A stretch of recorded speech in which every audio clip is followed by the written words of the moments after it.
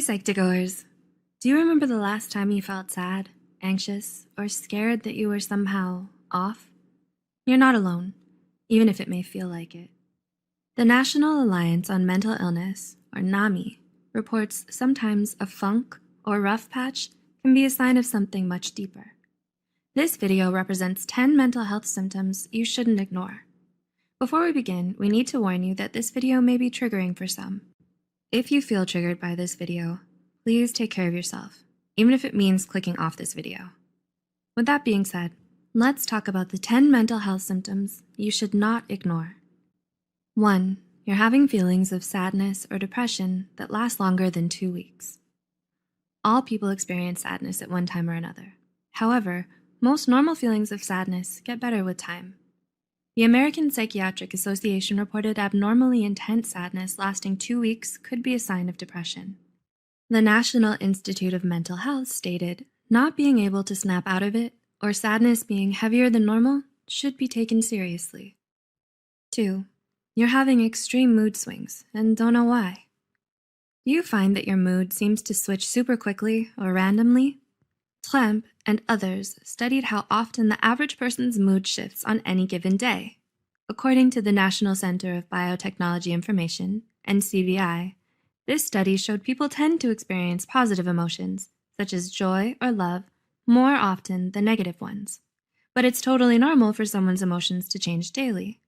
However, the National Alliance for the Mentally Ill, NAMI, warns especially dramatic mood swings that cause huge changes in your behavior and energy can be a sign of bipolar disorder.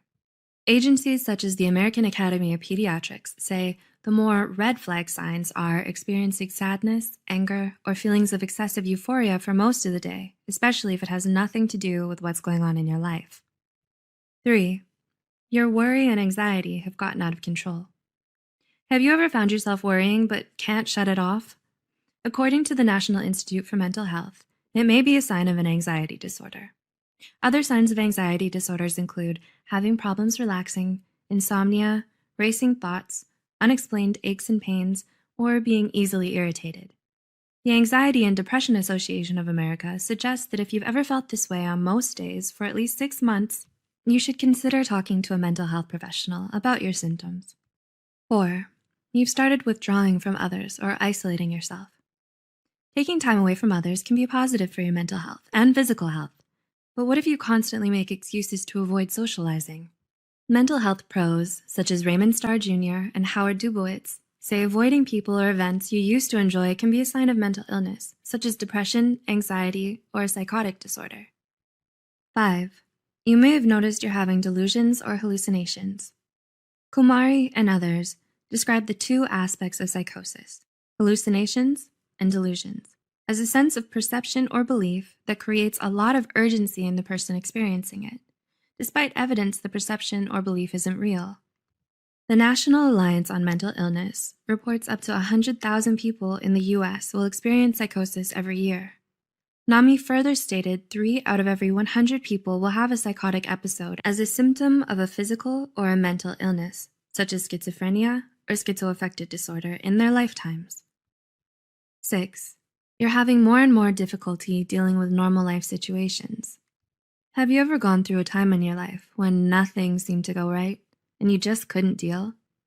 The Australian Department of Health stated a rough patch that you just can't get past, one that hurts your ability to function for more than 2 weeks to 2 months, may be a sign of depression or anxiety. A major sign that what you're experiencing is more than just a rough patch is when you have a hard time functioning in normal situations for several weeks, according to Mental Health America. 7.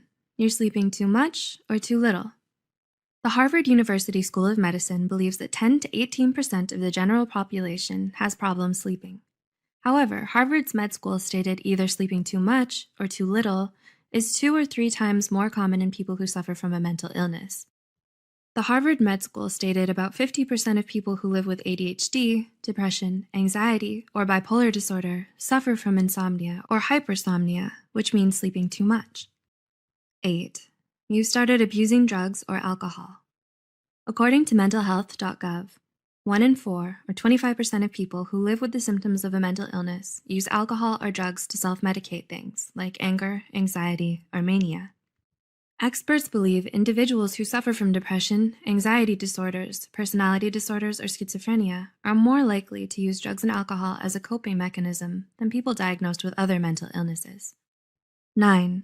You're having extreme anger outbursts. Do you ever feel anger that's almost impossible to control or way too much for the situation?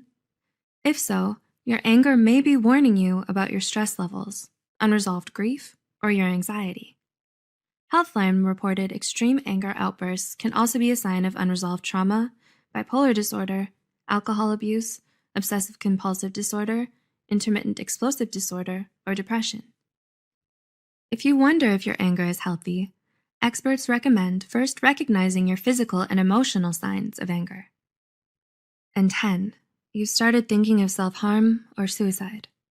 The Mental Health Foundation reported up to 10% of people under the age of 30 have thought about self-harm or suicide. There are many reasons people consider self-harm or suicide, such as abuse or neglect at home, a major loss, trauma, or a catastrophe that you can't control or avoid. Brodvik, 2018, reported approximately 90% of people who have completed suicide also suffered from a severe mental illness, such as bipolar disorder or depression. If you find yourself thinking about self-harm or suicide, we would very much like you to reach out to a mental health professional and get the help that you need and deserve. If you can relate to any of these symptoms on this list, you're definitely not alone, nor are you bad for feeling this way. But we want you to take care of yourself, which means reaching out to a mental health professional if you've been experiencing any of the symptoms on this list. As always, any information provided here is for educational purposes only. If you need mental health counseling or treatment, please contact your insurance company, local college's student counseling clinic, or your county crisis line. Keep watching the Psych2Go channel for more information on mental illness and mental health, and remember, help is out there. We'll see you in the next video.